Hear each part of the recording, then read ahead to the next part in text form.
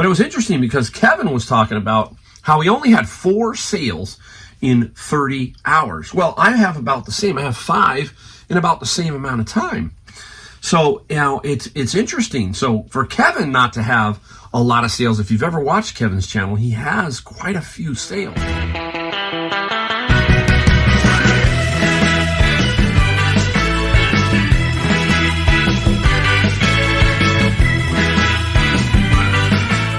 Hey everybody, welcome. It's Mike, the Golden State Picker. I'm in my garage with another video. If you're new, welcome to my channel. Have a lot of new subscribers, so welcome aboard. Today we're going to talk about a few things that we sold. You got to stick around for one item.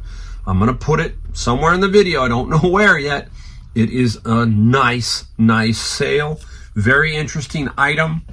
I'll tell you where I found it, all that kind of stuff. So you got to stick around for that. We're going to talk a little bit about eBay, a little bit about Amazon, a couple other things that we sold. I've been watching some eBay videos. We're going to talk about that. But first off, if you know me, occasionally I like to give away books.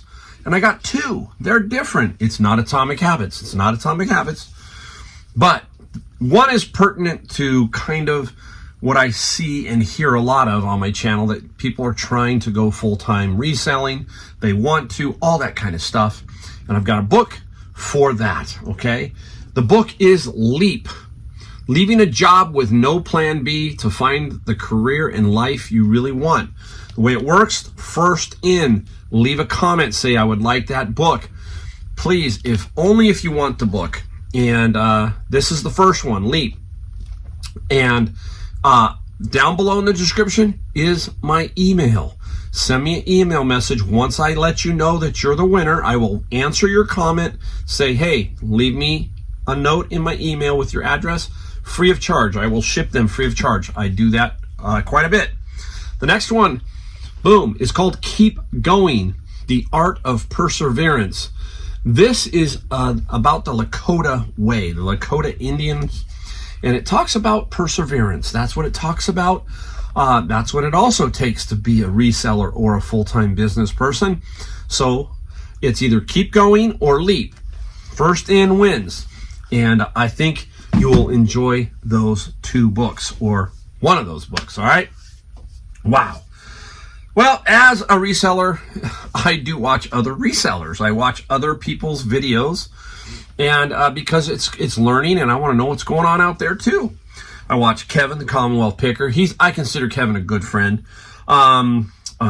Pete at Craigslist Hunter, Rally Roots, Reezy Reset. I watch everybody. There's a lot. Cincinnati Picker, Matt, part-time pickers, you name it, I watch them because it's interesting, and I like to watch other people's videos. But today I caught one from Kevin, and it struck a chord with me because, hey, he's been seeing it too. So again, if you see multiple people seeing something, then it's not you, it's something going on. And what's going on right now?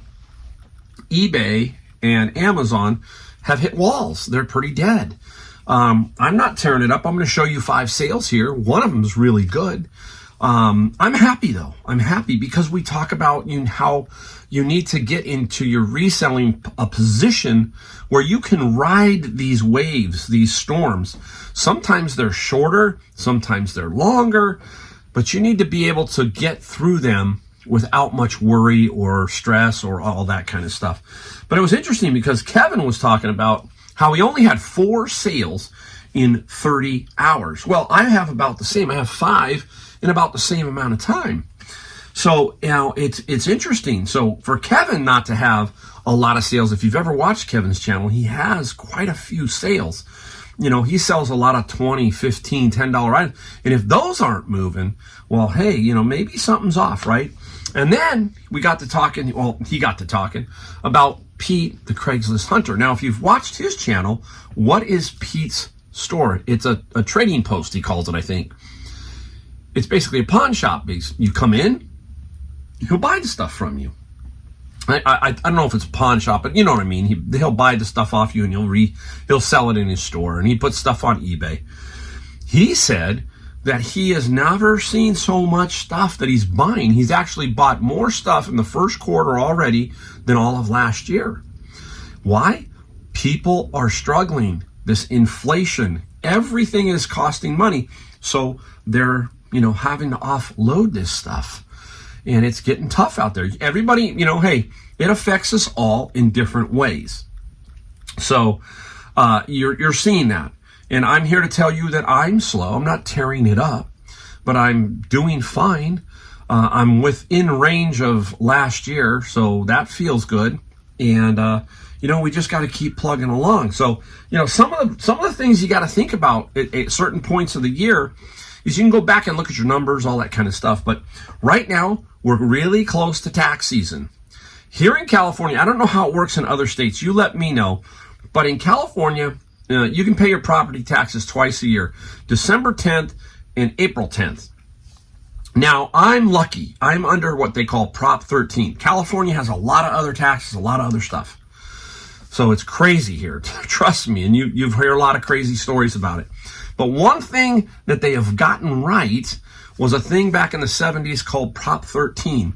It froze your tax base. So if you paid $200,000 for your house, your tax base would be on that, and it would only increase like 1% or 2% a year. They just can't keep going back in and reassessing your property and all that kind of stuff.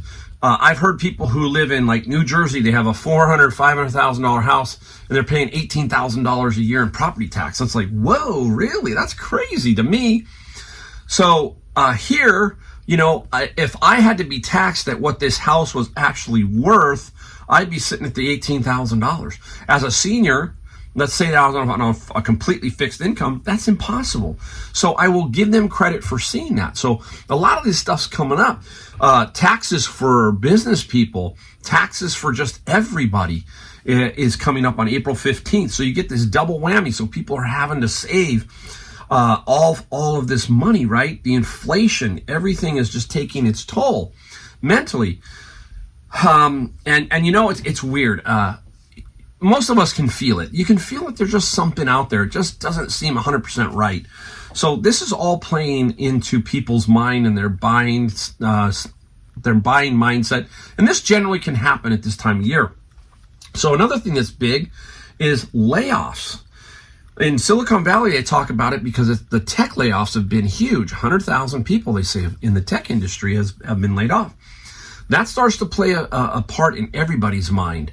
That plays a part in just the general public. They keep hearing the word layoff. They keep hearing all that. So then they worry about their job. So they start to tighten up, they tighten things up. There are some things you can do, okay? Basically, one of the things I like to do is continue my networking, obviously, but I like to put ads out on Nextdoor or Facebook Marketplace or however I can, saying that I buy stuff. It's an excellent opportunity to buy stuff, potentially. People need money, so they might sell some equipment. They might sell something, and you might be able to get it and flip it. So this is where we talk about trying to be financially secure in this reselling world where you have extra money that you can drop on inventory when it pops up. So those kind of things you have to be ready for. You have to be ready for deals when people are struggling, that kind of thing, right? The other thing you can do is completely try and get organized. Don't waste your day and go, oh, I'm just not doing any sales, so let's watch Judge Judy. No, let's figure out how we can tighten things up, clean things up, put bundles together, something along those lines to get sales going. Death pile. Take a look at your death pile. Put things up. Instead of if you got a death pile and you're putting up 5 a day, put up 10, put up 15 if you're not doing anything, and you can do that. So keep that stuff in mind. That's what you got to do when it's like this, okay? And occasionally you're going to get a good sale, and then sometimes you're not. And hey, everybody's in the same boat right now. It's a little weird out there, and we'll see. We'll see how it goes. It'll eventually break through. If you get the good stuff, you'll sell it. And I'm going to talk about one in a minute. All right. So we said we keep this video brief, and there we go. Okay. And now what we're going to do is show you the things that we sold. A few things. Oh, did I move my... I got it up here. I kind of moved some stuff around because I couldn't see it over here. Getting a little old with the peepers. All right, up first is a pasta maker. Here it is, Pasta Express. And this sold for $68 plus $26 shipping. Oh, I think I just, see, this is what happens when you work on the washer and dryer area. You sometimes turn the dryer on, and that's what I just did. And now my water heater's going off, so you're going to hear all kinds of stuff. Stick with me. This is why it's so much fun in my garage. It's so much fun. All right, hey, I just sold this one. The Black & Decker vacuum. Now, what's crazy about this guy, this was actually in my bin of books. And I got $35 plus $25 shipping. Super, super sweet. Took a little while to sell, but hey, I knew eventually it would. It works fine. Can't complain on that one. All right, here we go. I just got these. Charles Spurgeon, the great Charles Spurgeon, and his sermons. Now, Charles Spurgeon, I can't remember if Charles Spurgeon is English, so don't shoot me on this one. But Charles Spurgeon was a preacher back in the day, and he would preach in front of thousands. And we didn't have all this amplifiers and all that kind of stuff, so he had to project his voice.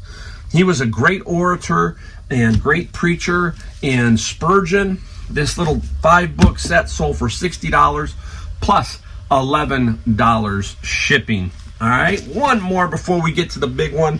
Video's going quick today. I want this one to be fast. Up next, here we go. A 5-lot book of set of calligraphy books. My wife's sister does calligraphy. She didn't need these. $20 plus $6 shipping. All right, so out of the bin of books. And we're going to get to the next one right now. Bin of books. One day, going through them, and I found something like this. It was in a little, old manila type folder. And what was it? If we all remember the video of me first showing it to you, it was a Star Trek script. Couple of pictures. There's Joan Collins and William Shatner, and this was from the particular script, and Leonard Nimoy. The name of the particular episode was The City on the Edge of Forever. I'm going to show you here in a minute. And so I got it, and I'm looking at it, and I'm going, what is this? I'm going to show you in here, okay? You can kind of see, hopefully, what I'm showing you. There's a lot of corrections in here in red. A lot of corrections. Sorry for the noise, guys. I apologize, the background noises. Hang with me. I know it sucks. But anyhow, I was looking at it, and I go, man, this is pretty cool. And basically, how did I figure out if it was real? That was my question, right? When you rub your hand on the back of this page, you can feel the typewriter strikes, the key strikes. That's one thing. All of the writing, all of the typos, because back then they had to type these things out. They were doing a show a week really quickly. They were banging these out. Then they were doing things in the particular episode the episodes could only be about 45 minutes, 50 minutes long because they had to allow for commercials. So they were taking stuff out. So I had to do some thinking. So what I did is I went back and actually watched this particular episode with the script, followed it all along. And I was curious about certain sections here that had the word omit. I'm going to show you what I mean here. Basically, if you look, somebody in pencil had put down omit right here. So all that got omitted. There were a couple of sections of that. And what was interesting was, we were watching it word for word. One small section was in here in one position, but in the episode, it got moved to another position. So sometimes they would move them around. Then I got to the omit sections, and I was waiting. I was making sure. And boom, the section that was said omit was omitted. It completely omitted. So I knew I had an original. Why? because anybody who would go and watch the, let's say, watch the episode and try and type it, okay, and say, hey, here's a complete script, didn't know about the sections that were omitted because they were only in the script. So this particular script, I'm 100% positive is real. And I put it up for auction. First auction, I started at $1,000, got no hits. So I knew that my floor had to be lowered. So I set another auction at $500. You hear me talk about only doing auctions occasionally, and this is what I did. Started at $500. It got up and finally sold for $755. You'll see it up here. $755. Wow. Super, super cool find. Where? The bin of books, right, guys? Bin of books. I got a couple other scripts that are more final scripts, not like this one where they're in the correction phase, and a couple other pieces of Star Trek stuff. So right here, $750. The other stuff's probably gonna get me $300 to $400. So about $1,000 worth of Star Trek stuff. But this is cool. So hey, sometimes it's slow. You have something that bangs, and there you go. And that is the big find for the day. I'm happy. That's how you gotta think, guys. Guys, you just gotta fight through it. It will get better. I can tell you that it will. So just hang in there and keep fighting. Perseverance, right? We're just talking about that book. You gotta persevere through these times. It can be tricky, okay? All right, hey, thanks for watching, and I'm gonna see you in my next video. Don't forget, like, subscribe, notifications really helps out on the video, and we will see you in the next one.